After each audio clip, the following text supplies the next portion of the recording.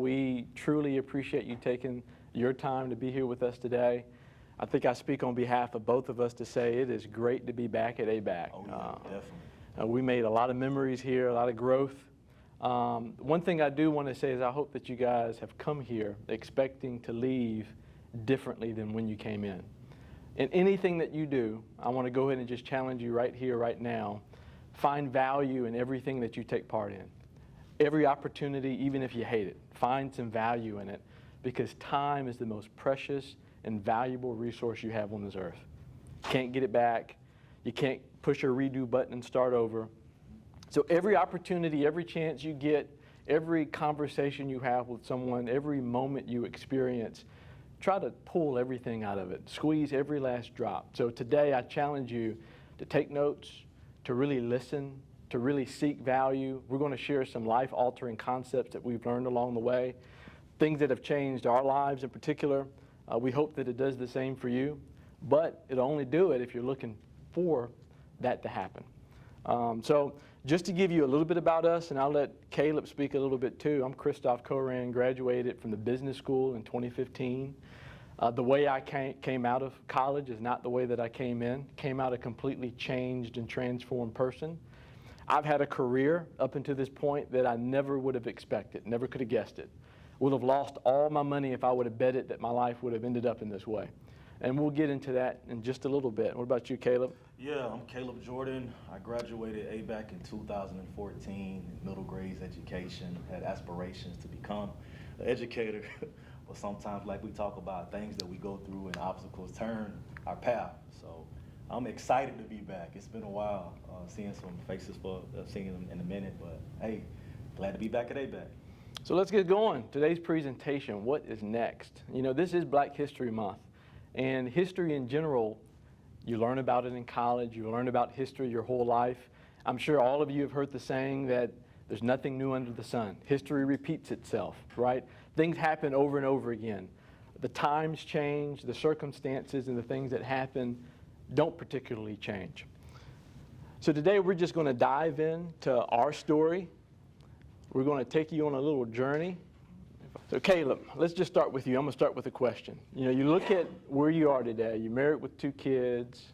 You work with Mission 3E, motivational storyteller, keynote speaker, speaker author, CEO of Smackville Music, and we'll get into some of this stuff later. Yeah. Did you ever think when you were at ABAC in college that you would be any of those things? What did you think? Man, just thinking about all of the things that has happened in the past, I never would have even thought about. I'm originally from Douglas, Georgia, and the norm in Douglas, Georgia is the military or college, and it's a small town, and many people don't make it out. And in 2010, when I first stepped on the campus at ABAC for my first time, first generation college graduate, first time my mom dropped me off, my dad dropped me off, and it was like, okay, we'll see you. And for the first time in my life, I had to make a decision to start building my path. For me, when I first got to ABAC, I didn't connect myself with the right people, right, the right path. I started to associate myself with bad company. And those first 2 years of at ABAC, my first year, at ABAC, I got in a situation where I went on academic suspension. And I remember the day of when it happened. I went into the counselor's office. I walked into her office. That's the library now, the new library. And I sat down, and she told me that you're about to get ready to go on academic suspension, and she told me to go back home and not come back. And for the first time in my life at the age of 18, 19, that was the first time in my life someone told me that I couldn't do something. And I remember, like, I was literally shaking. Like, what am I gonna do next? Like, what's next in my life? Or coming from Douglas, Georgia, first time, when you get at college, you don't live up to the expectations, and I flunked out. And I was at the lowest, darkest moment that I ever been at. But one thing about me, I've always been destined, whatever you start, you have to finish. And when I went back home at the age of 19, came back to ABAC after that 1 year suspension, I intentionally started to select the right people around me. That's when I connected with you. And you may not know this or not, but you changed my life. You changed the way that I looked at things, that I saw things. And I'm always a component. I know we'll get to it a little bit later, but I truly believe that you become who you attach yourself to, literally. Like whatever you want to become in your life, whatever you desire to achieve, whatever path that you desire to go, you have to attach yourself to somebody who is going in the same direction. So from just making that transition, right, connecting myself to you, going through that adversity early in my teens, young adult, it made me have mental toughness, mental mobility to be able to stand for something and not stop when adversity rises. So from that transition and when I connected to you, I gained and re-gained focus. And I graduated from around that time, 2011, 2012. Graduated from ABAC, transitioned to Valdosta State. Graduated from Valdosta State, a degree in communications. But to answer your question, when you look at all of the accolades and the things that I've done so far early in my career, nothing would have happened if I never would have made a decision to connect to the right people. You was that pivotal person that really changed my trajectory, my perspective, my focus, everything that is a part of me. So it's humbling, coming back here from someone telling you that you don't deserve to be here, right? That you're not gonna make it and you need to go back home. But I defied every odd that was against me and I've evolved into, now we're giving back to the next generation and inspiring them and encouraging them to go after what they desire. So I never would have thought that I would be here. That's incredible. For me, a little bit different story. Academics always took it seriously. Things weren't necessarily easy, but I always had the work ethic. But when I got to ABAC, I was really shy and timid, had a lack of identity, didn't really know who I was. And if someone were to say, "What's your story?" I wouldn't know where to begin. I give you my name, birthday, and what grade I was in, that's about it. And I think a lot of kids who go through life, go through college, a lot of adults, I work in psychiatry at the hospital, and medical students in particular. They in particular suffer from an identity crisis. They've made it to a place in their life, usually in their 30s or so, where they're graduating medical school. They still have another 4, 5, 6, 7 years worth of residency to actually become a physician, and they have imposter syndrome. And I think a lot of everyday people suffer from imposter syndrome, and that's you've reached a place in your life, like this stuff, and you look back and you say, do I deserve to be here? Have I really earned it? Am I really that smart? Have I just been lucky? A lot of us just say, I'm lucky. Luck did it. We won't tell anybody else that, but to ourselves, that self-talk, we say, I'm just lucky. That's how I got here. This guy didn't get it, or this happened, that happened. You start to justify why you're there, and you don't give yourself enough credit. I remember my senior year, and I think this happens to a lot of people, senior year of college in ABAC 100, can't remember the room number, second floor. I'm in my dorm room. It's December, the beginning of December. I'm part-time at UPS as a supervisor, and I have this senior life crisis and thinking, I'm about to be a grown man, an adult, a for real adult in less than 6 months. I'm going to graduate, and I don't have a job lined up. I have no idea where I'm going to live. I've got a girlfriend who's like, when am I going to be your wife? When are you going to ask me to marry you? Right. All these big decisions I've got to make within a matter of months. I don't have years now. I don't have tomorrow. We always put stuff off to tomorrow. Well, tomorrow came, and I felt underprepared. And I was deeply stressed, worried, doubtful about my future outlook. You look at people around you, the worst thing you can do for yourself is compare yourself. Compare where you are in the race to other people. Because one, you don't know what they did to get there. Number two, you don't know what head start they had or where they started. Everybody starts at a different place.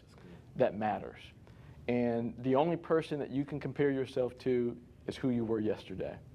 And the hope is that you continue to get better each and every day. So exercise number 1. We got 3 exercises. They're really short. Everybody's got a piece of paper. Love to see you taking notes. You can flip on the back of that bad boy. And we'll just go ahead and make your paper look like this. Your lines will be a lot straighter than mine probably. Make your paper look just like this. In the top left quadrant, I want you to just write down 5 adjectives that you want people to say about you. If they had to do a eulogy, how would you want people to describe you at your funeral? Just pick 5 adjectives. All right, you made eye contact, man. I'm sorry. I'm sorry. You walked right into it. What did you write down? Do you mind sharing? All 5 of them or just one? All 5. Persistent, ambitious, a go-getter, determined, friendly. Very good. I like those. I like those. Pick somebody. TJ, what you got, my man? I have loving, kind, thoughtful, respected, and determined. So very good adjectives. We'll come back to those in just a minute. All right, so let's talk about the past. How did we get to where we are today? Where did we start? So what's our quote there, Caleb? Until you let go of who you are, you'll never become who you want to be. So tell me who that guy was. Man. Indecisive. I use this term that's called ANTS. It's called automation of negative thoughts. I was just very doubtful, didn't believe in my ability, the fear of missing out, right? Fear of shame. Just didn't believe in myself, and which allowed me to connect to people seeking for acceptance in all the wrong places. So when I look at that, man, it's a smaller version. But yeah, just definitely just indecisive and didn't really believe in my ability and did not become, focused on fitting in versus to become, right? That was the 19 years old in that picture. Wow, it's been a while. As a young person, you know, for me, it's so important that you have the right people pour into you at the right time, because one conversation can drastically change the direction you're going in life. And it changes with your age. You know, in college, you talked about Caleb, that particular counselor person said you wouldn't make it. Right. But they didn't give you any encouraging words. If you're younger than that, maybe you listen to that and you embrace that as fact and truth. One thing I want you guys to know, and we could go for hours talking about this subject, but I want you to think about it as you leave here. There's a difference between the definition of a fact and truth. They're not the same. Everybody has a truth that's built upon your experiences, what you've researched, what you've studied, the people that you hang around, your expectations, a lot of different variables. That's different for everybody.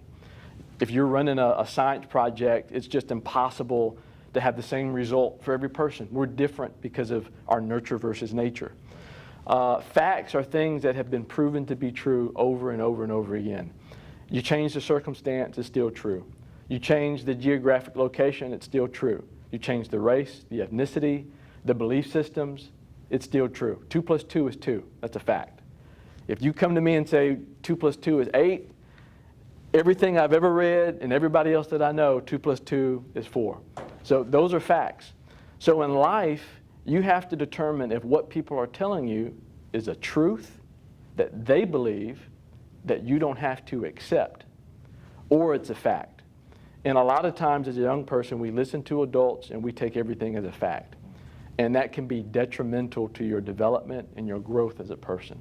So think about that in every encounter you have, not only with the people you run into, but how you encounter and you talk to other people.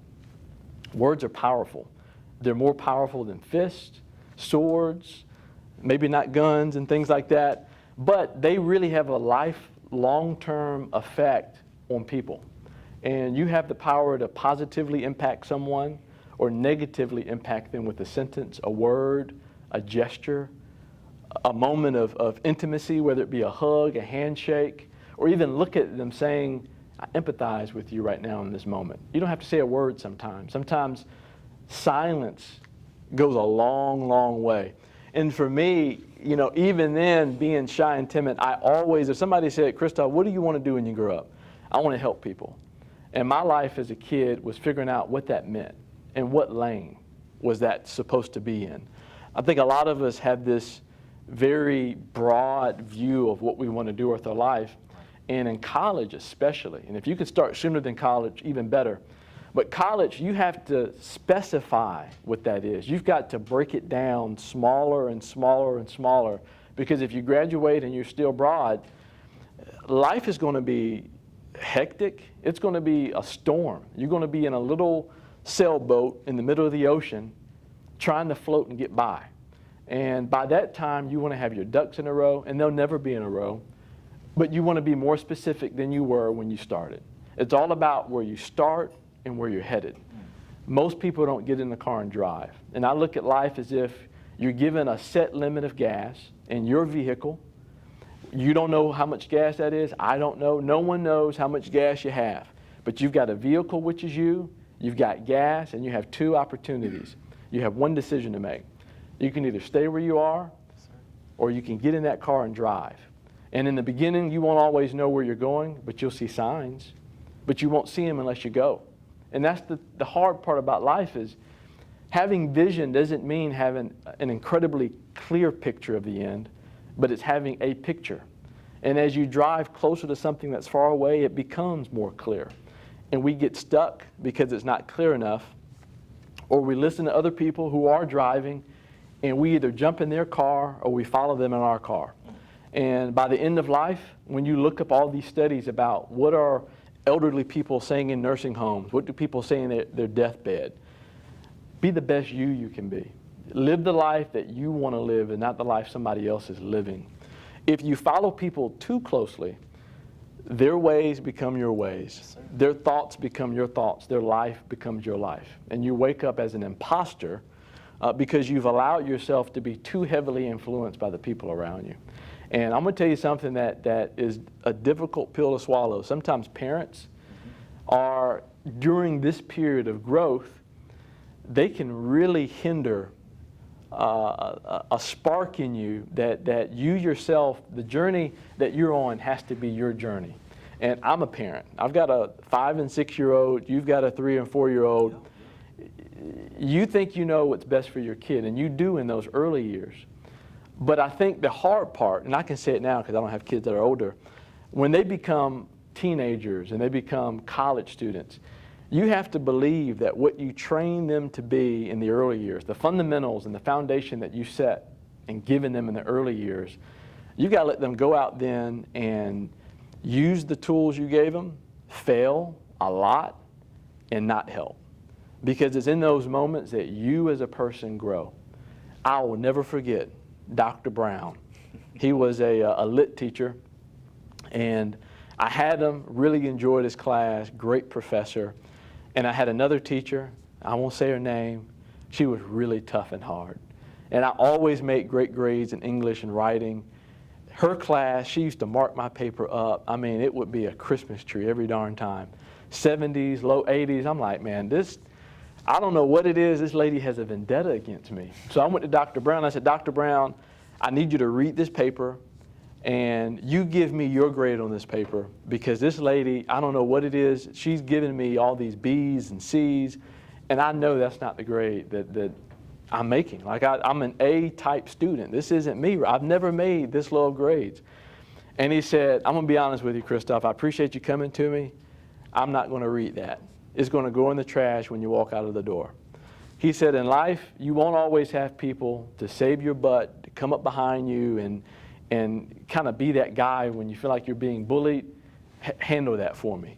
You know, those handle that for me people aren't always there. And most often, they never are. And at some point in your life, your parents have to not be the handle that for me people. Yep. You can't always call mom and dad. You can't always call big brother. You can't always call the best friend and say, can you handle this for me? Because then you shackle yourself, you cripple your own growth, and you don't go anywhere. Don't rely on those people. Failure is a beautiful thing if you embrace and learn from it. So my ideology now is fail fast, fail often. That's really how you learn to grow. The best leaders aren't the people who have never made mistakes. They're not the people who have always made the right decision. They're the people who have made mistakes and they've learned from it. And sometimes they know what not to do. Those are the people sometimes who are your best mentors, are the people who have gone down the wrong path, and they can say, Don't do that. Let me show you my life and what it did to me. And that sometimes motivates you to do better. Let me just add Yeah. on to this just for a little bit. So, failure is your first attempt in learning, F-A-I-L. And the more you fail is the more you learn. Like, one thing that you have to realize that everyone, and I use this analogy not, you know, where I'm going, everyone has been given a different set of tools, right? Everyone has been given a different set of something that they do so unique that no one can do. The beautiful nature of experience and failure is you find what makes you you. You find what makes you unique. You understand that the tools that I have may not be the tools that you have. But once I learn how to use those tools that I have inside of me, once I learn what I do well and how I can use myself as an impact, you will learn what will help you exceed. So never be afraid of failure. Failure is a beautiful thing. And you know, I went on it early in my journey. I've went on it just countless times, but the way I look at it is an embracing. So remember, first attempt to learn, the more you fail, the more you learn. Exercise 2, on the other quadrant, on the right side of your paper, write down the life you'd have to live. Just quickly describe it to make those adjectives true. Who would you have to be? What would you have to do? Briefly describe it. And I know we're short on time today, but you know, I would challenge you to just take this exercise and do it again over a couple of days. Like, don't even do it in one setting. Do it over a couple of days. Really think about it. Ask your friends what they think of you. Sometimes that'll tell you a lot of who you are, what you're great at, what some of those adjectives are, what your superpowers are. Great indicators to ask teachers and professors, people you don't even think notice you. What they do notice is what you're really great at and what really stands out, and that's important. TJ, right? Yes, sir. You ain't got to switch your shirt out. I'm going to use you since you went last time. Pick somebody else. Oh, man, he's looking to the right. Looking to the left. All right. Do you mind sharing a little bit of what you have? I know it's probably not all put together. Oh, no, I can share, I guess. So do you want me to say my adjectives that I put down and everything? Sure, do both. Do both, yeah. Okay, so I put like funny, kind, selfless, strong, and respected. And what the life I would have to live is like, I would have to kind of like change my like outlook on life, like be like a half glass full type of person instead of a half glass empty. Are you not that person now? Not really. Sometimes, Okay. you know, it just goes, Yeah. I would also like need to put others' needs before my own, because I sometimes I'm like, oh, me first. But you sometimes you can put yourself first, but sometimes other needs before my own. Yes. And then also to like fulfill my life of being like selfless and trying to be kind. Build others up to help yourself build. Yeah. Geez, you did all that in 60 seconds? That's pretty darn good. Thank you for sharing that. You know, we're going to let some pictures in just a moment kind of go up. But what I want to talk about, it's great that you said you're not those things now, but you know you need to work on it. This is so true. And this is why this exercise is so important and why I would challenge you to do it again, is even if we did it, the adjectives you use for the end of your story or your journey, that's not who you are today. And most people never even get close to the person that they want to be, right? And if you listen, the quote earlier was, until you let go of who you are, you can never be who you want to become, right? And we don't attach ourselves to the right people. You kind of said this earlier.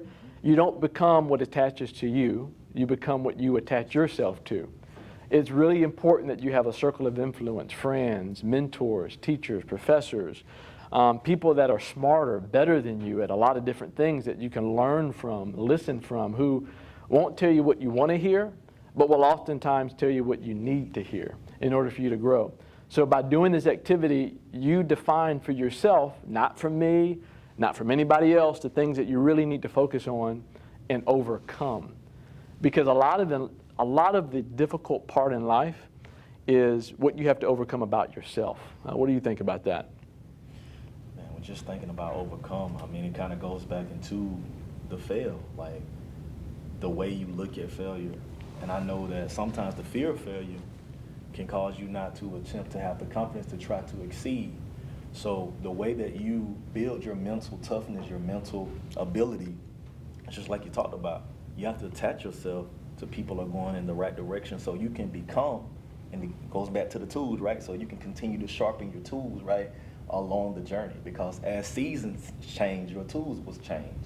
Right now you're in the journey of the most beautiful time of your life while you're here in college. I miss ABAC so much. I tell you to take your time while you're here and do what you have to do, but you never get these moments back.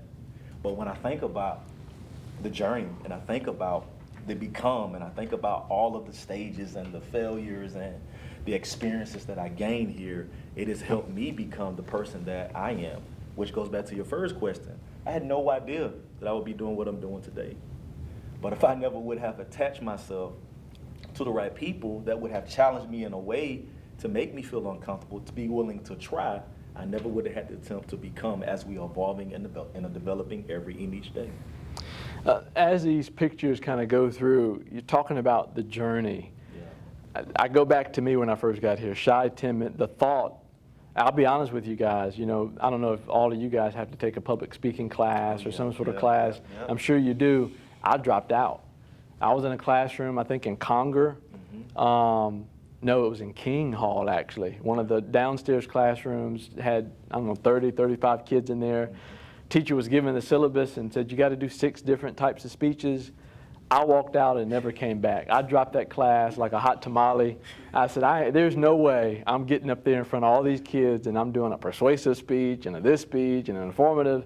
I can't do it. Like I am incapable of doing that, but I want to help people. Yes, sir. And when I think about those adjectives and what I wanted my life to look like at the end, there was something I needed to overcome to be that. I ended up taking a public speaking course online where you didn't have to see anybody. You could record yourself 30,000 times and just submit it to the teacher in the class. You could probably find me on YouTube in my living room doing some kind of speech. Embarrassing. It was terrible. But interesting thing about Caleb, so he talked earlier about his life changing, attaching himself to me. My life changed when he called me one day and said, hey, I want to do something. I want to call it the Real Talk series. Oh, yeah. And this was while we were in college. I want to do it in my dorm room. And, I'm getting guys together. I already got the group of guys that want to come together. And we're just going to talk about real stuff. I'm going to bring a topic every week. We're going to meet every Tuesday at 9 o'clock. And I want you to come and be a speaker every Tuesday about the topic. And in my mind, I'm thinking, how does this guy really know me like that?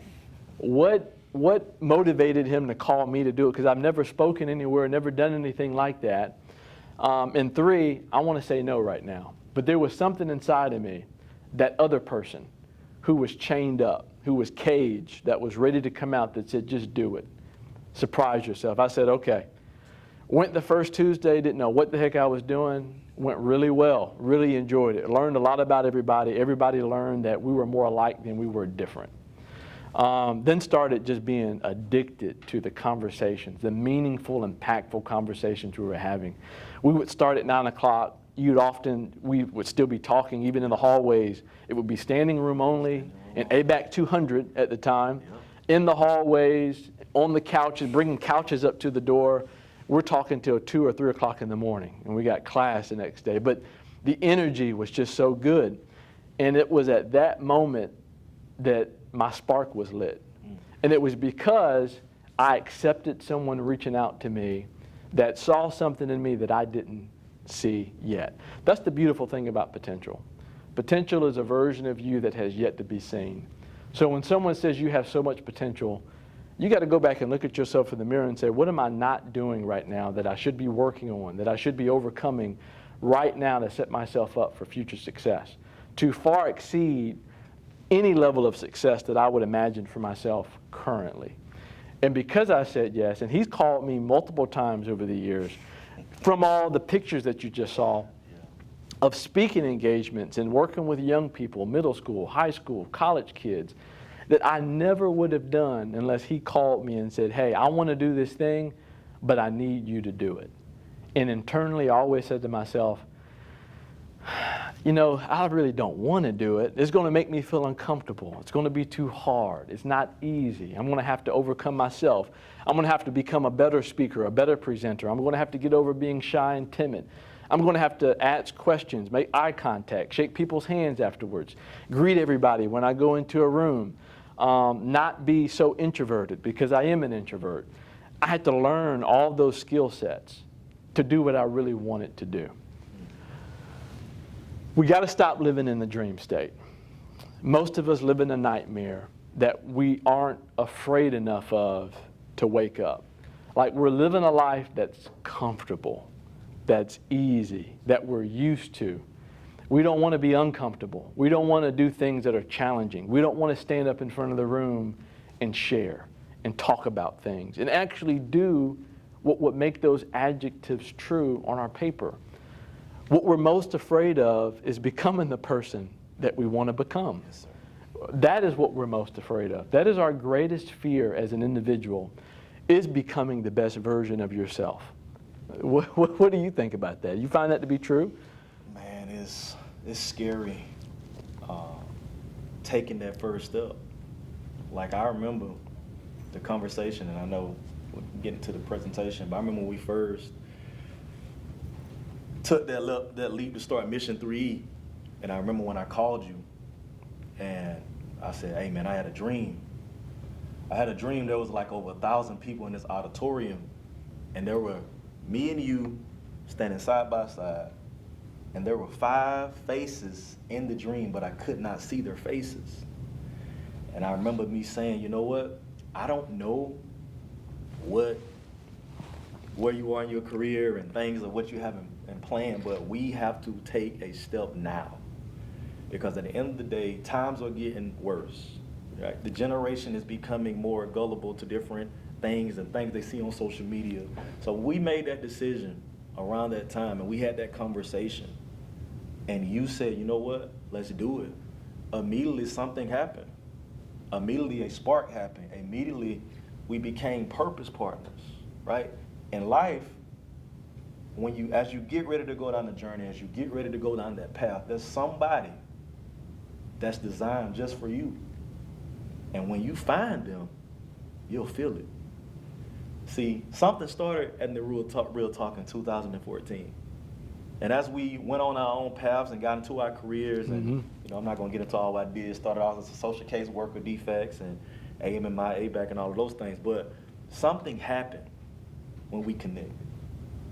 And the beautiful thing about potential, about a version of life that has yet to be seen, when you find who is for you, it is for you. You will not be able to detach from that person. You're going to always find some type of way to be able to connect and re-intervene. And now look what we're doing. We're impacting high school students, like having conversations to not to teach them what to think, but how to think. And because we made that decision to become and to maximize, that's another thing, maximize your potential. That is when we start the journey. And we're just at the beginning stages. You called me, and we're paraphrasing our story a lot. Yeah. But I did say, not no, but I did pause for long periods of time when he would call, say we need to do something, a year would pass, right?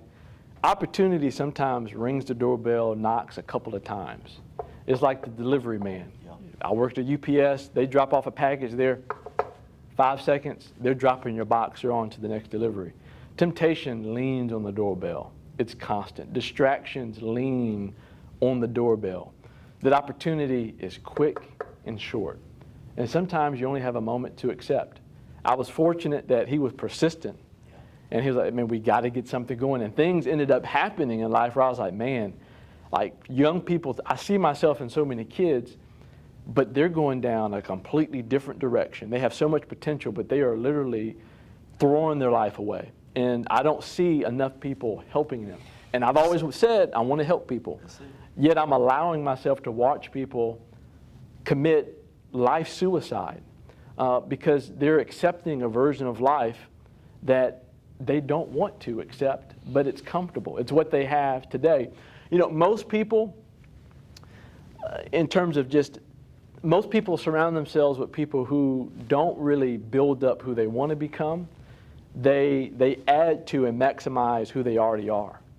Those are some of the most dangerous types of people that you can surround yourself with. Bad company corrupts good character.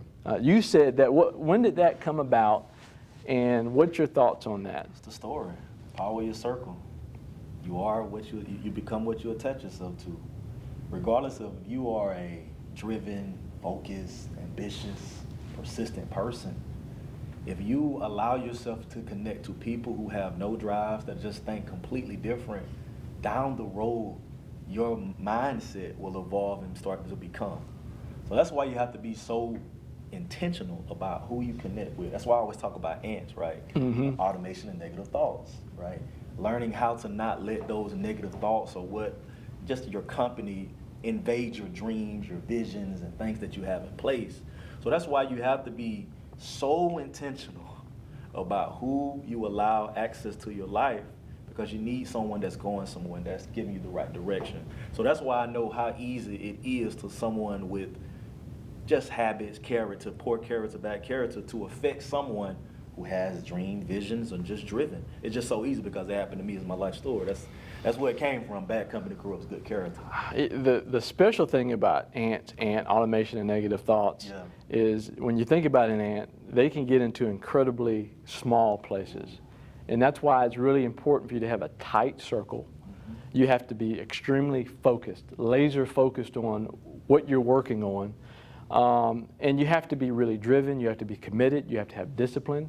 Commitment a lot of times is doing the things you said you were going to do even when the feeling is gone. So a lot of times in life, I want to lose weight. I've lost weight 5 times, gained it right back. That's a lot of people in life. But when you make that commitment, I don't feel like going to the gym every day. I got a lot of stuff to do. Sometimes time is constrained and I can't. But you got to find even 5 moments, 10 moments to go to the gym to keep that habit up. Habits build who you are. Habits override intellect. They really do. And most of us are living a life or a version of it that we're not willing to fight for. It's going back to being comfortable with where you are.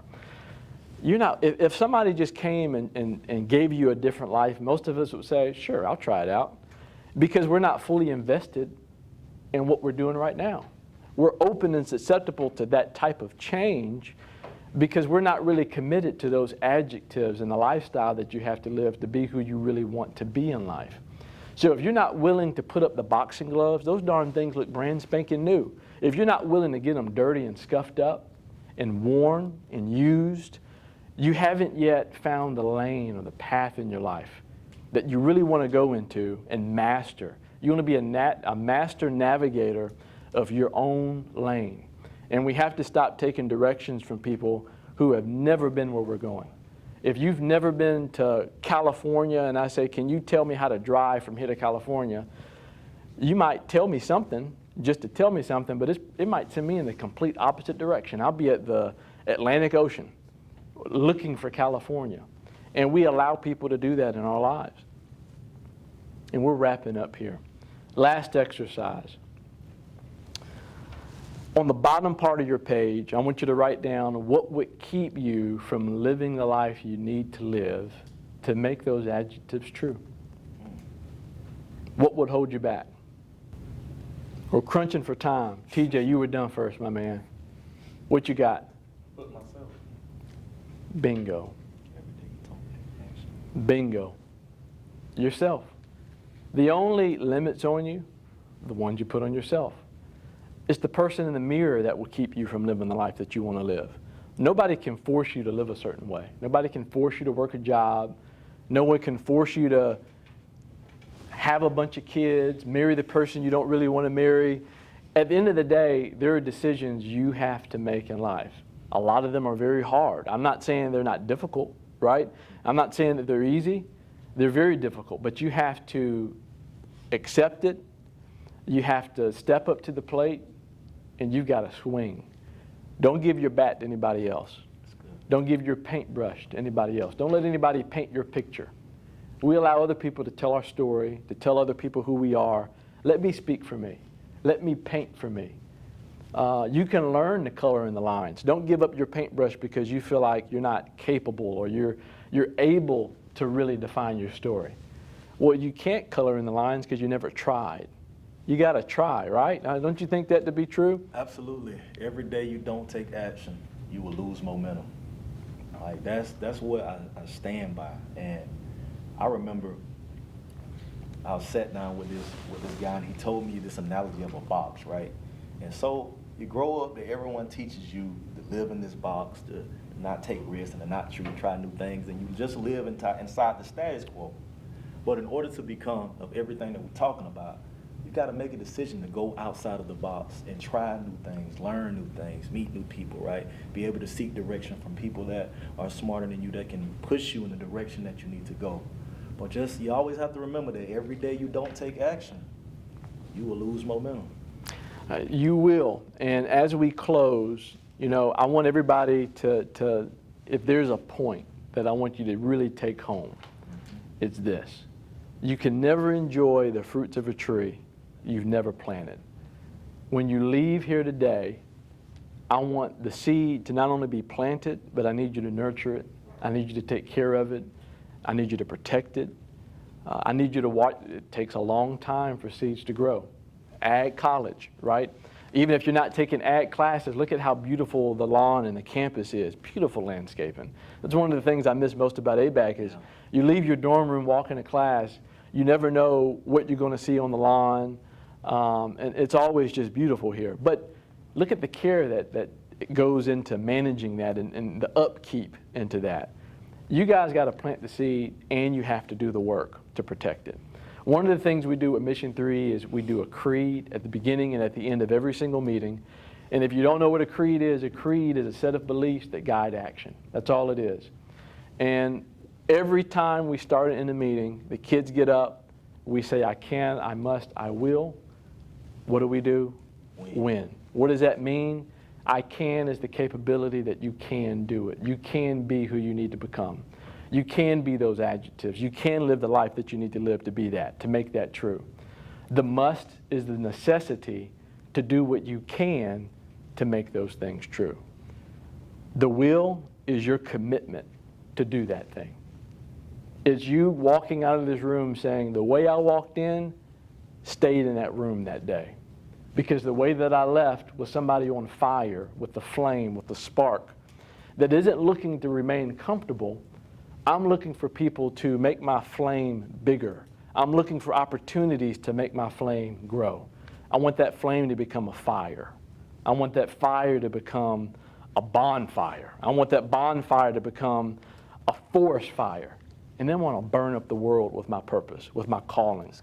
I want to touch people that I will never meet, I'll never see, because your name, your reputation, they can enter a room that you never walk into. And I've known that to be true. You got any closing comments before we wrap up? Man, I'm just so honored to be back here.